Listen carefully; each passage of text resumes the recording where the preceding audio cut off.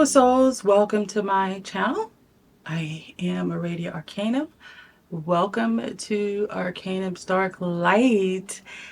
First I want to say thank you to all of you new subscribers who are here with me, and anyone subscribed. Thank you for being here with me. I am approaching 1,000 subscribers. I didn't expect that to happen this fast. I am appreciative of all of you here. So I will be doing a Q&A. Haven't decided whether I'm going to do that live or in a pre-recorded video. But if you go over to my community page on this channel, I did a post where you can submit your question, anything that you want to know about me, and my path, spirituality, and my life, day side, night side. Yeah, so do go over and check out that post so you can leave me a question. You can email me or leave it there, and I believe I put my email so that you have it, for you.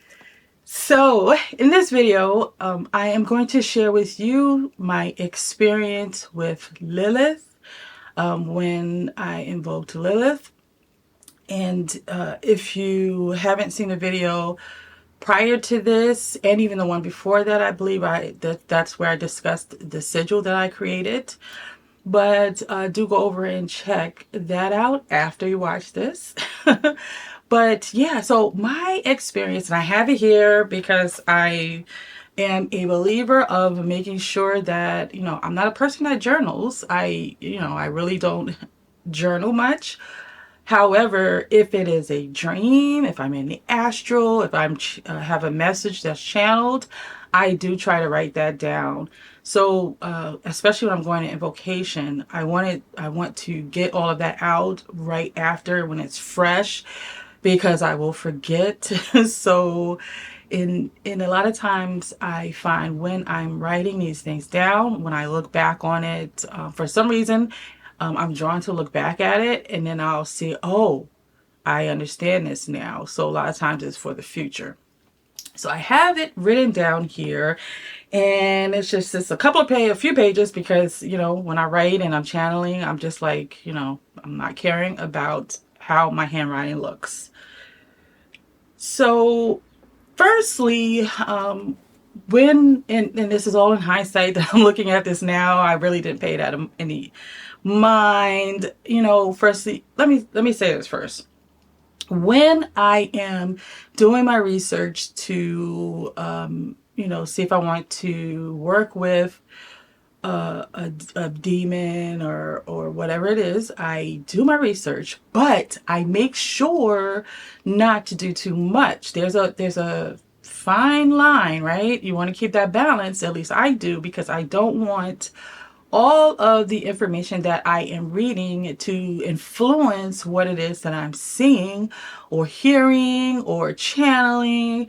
So I keep it to the bare minimum and just like kind of get the basics if I can, to not have that influence. So when I did the ritual in invocation, the incantation that I used was inspired by Astronaut Mason, and I do share that in my video before last, I believe, which book it came from. But I tweaked it, right? Everything that I use, I usually put my influence into it as well.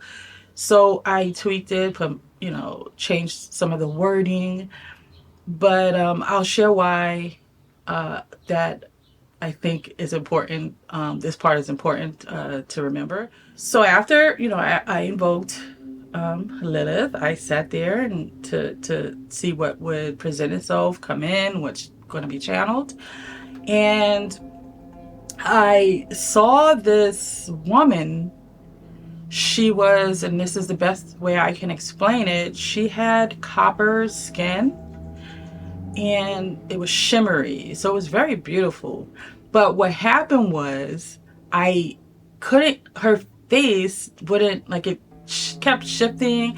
So I couldn't figure out what her face looked like. And this has happened in other, when I've channeled other things, there was like a shift. So it's almost like the connection was off, or just different things, right? Different reasons why. But so I couldn't quite get her face, and I'll explain why later. But so she took my hand, and I'm in the forest, and I feel like a lot of people wind up in the forest in their meditation, in their astral. So for me, it's like that's my backdrop a lot of times. But so yeah, we're walking.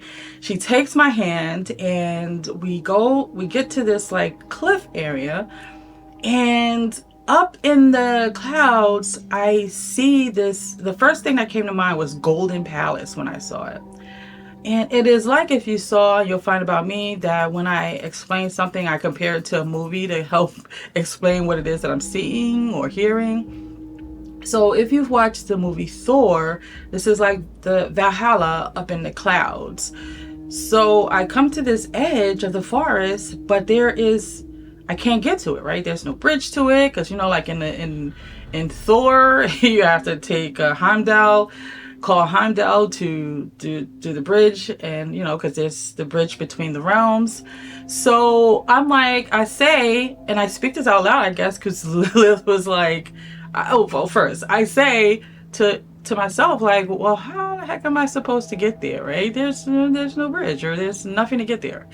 So Lilith says to me, and this is really weird, but I understood later what it meant. She said, build it and then you can get there. So right away, I'm like, do I build a bridge? What do I do? And if I do, I'm in the astral, how do I build this bridge? So I'm saying all these things. And then, so, in astral, time is different. Like 1 minute you're here, 1 minute you're there. So all of a sudden, it was a few minutes after that all of a sudden I began to see the bridge begin to build itself. So what was happening was what she meant was, I have been going through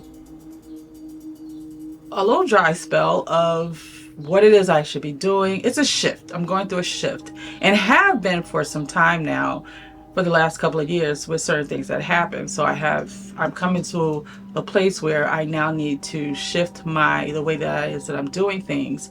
And that looks, it's very tapped into a lot of mundane things, what my daily practice is, physically, where it's at.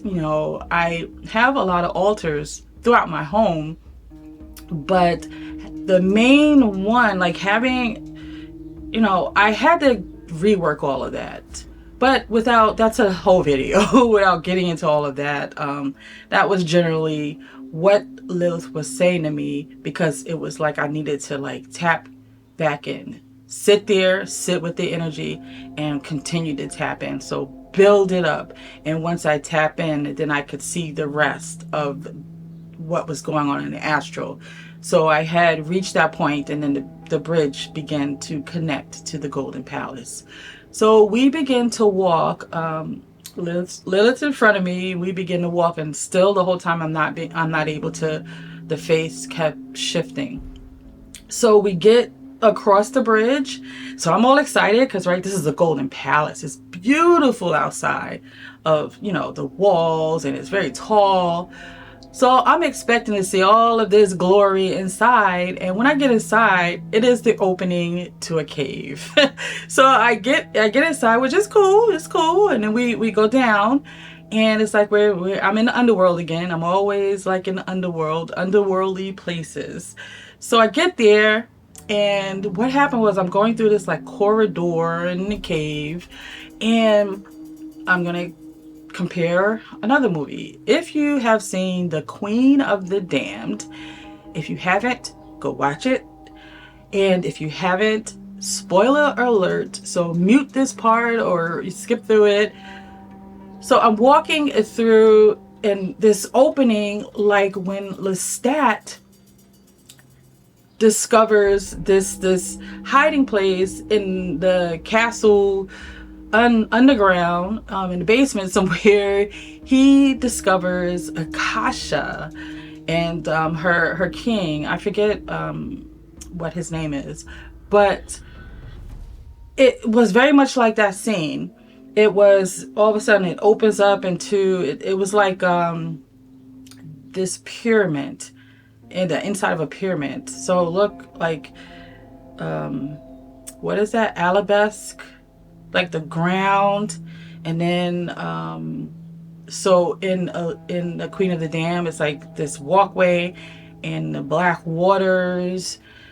This was what it was like. So it was like, the size of that. So I'm walking through, and then all of a sudden Lilith appears in front of me at the end of this walkway, but you again still can't see her face. She's cloaked in this hooded garment, and it's all black. Everything's black.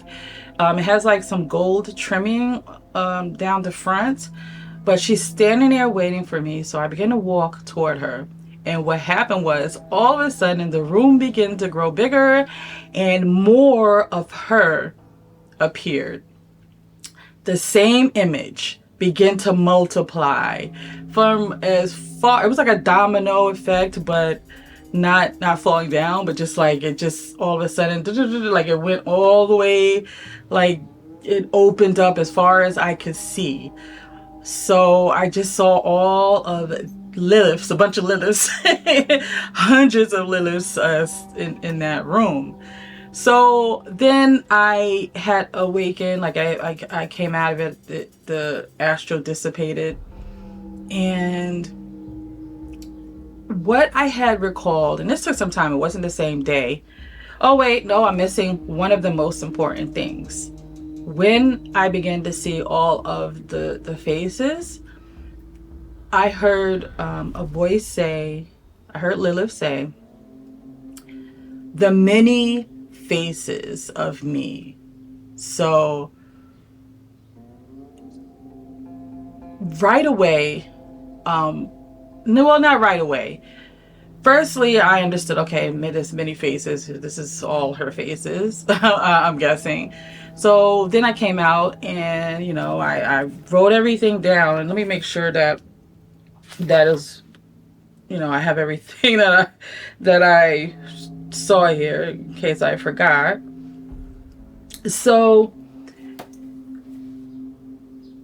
in hindsight, looking at the first thing, looking at the incantation that I did, at the end, I call the many names of Lilith, right? So that was within the incantation. So this is what presented itself. That was not my expectation.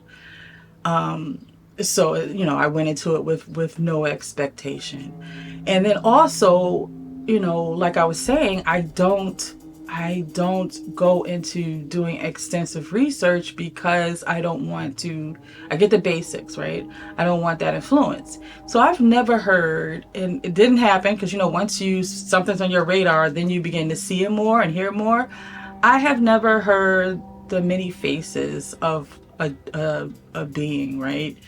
At least not that term. I have that understanding of, yes, there's different facets, right, of this one being, but I haven't heard the term, the faces of, this demon. So what Lilith was wanting me to understand was, and this is a great message, because many of us I see fall into that trap where we expect something because we do that research and we see this, so we're like, okay, this is what it is that I'm supposed to be seeing because this is the image that they're giving. So when things don't happen in that way, you get discouraged because you're like, that's not what happened. I saw something different. But these beings have many faces. They come from different cultures. They come from different magical systems. This same one being, within all of these areas, there's different faces of them, right? So you may, what presented was presented to you may not have been the same thing that was presented to that person that is giving you that information on how to invoke this being. So that is one of the messages that I was receiving, was there's many faces, no expectation. Don't put these demons or these beings into a box.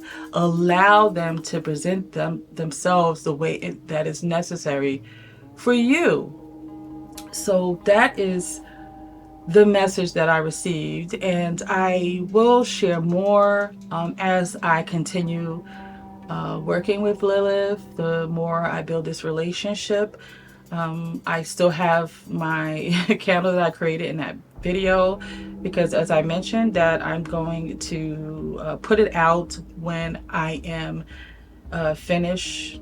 You know, it's going to be lit during the invocation. Then when that's over, I will put it out and continue to work with it until it's gone. And who knows, maybe I'll get another candle and continue.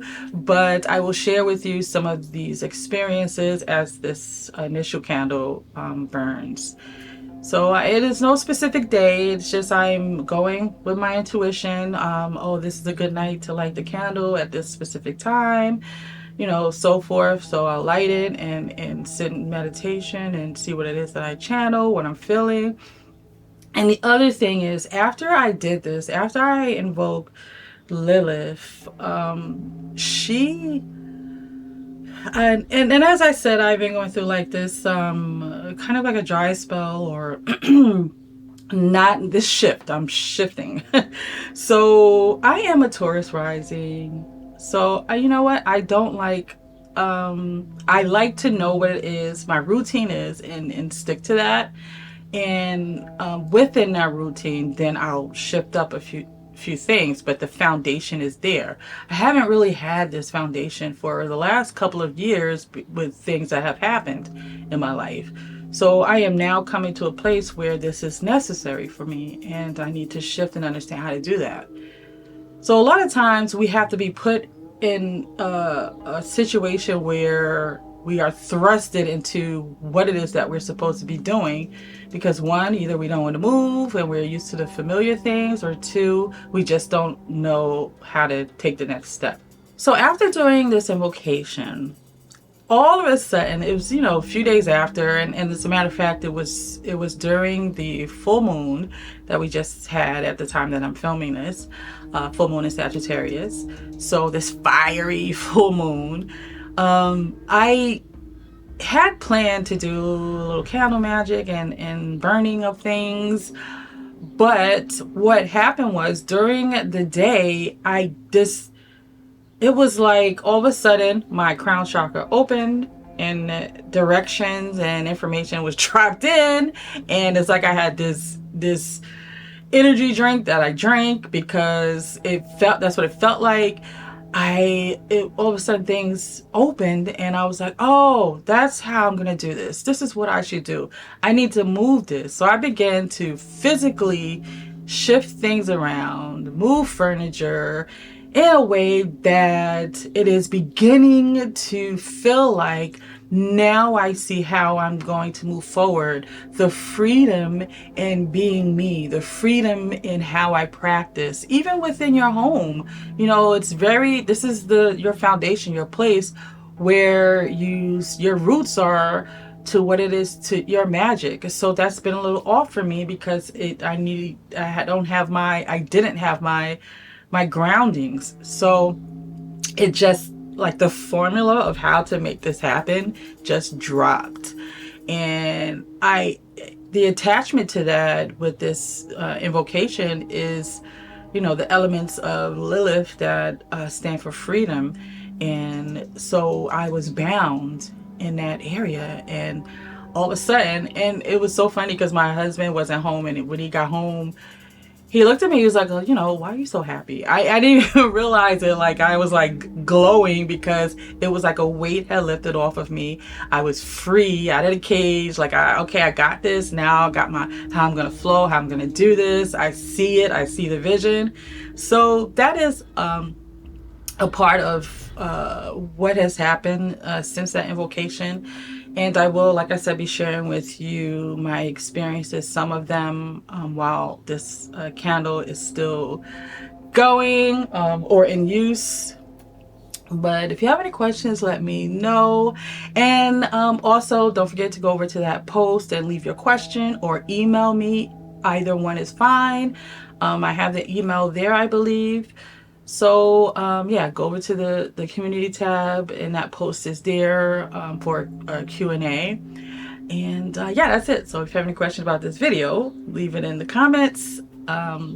Until the next video, I love you all, dark ones, and into the shadows.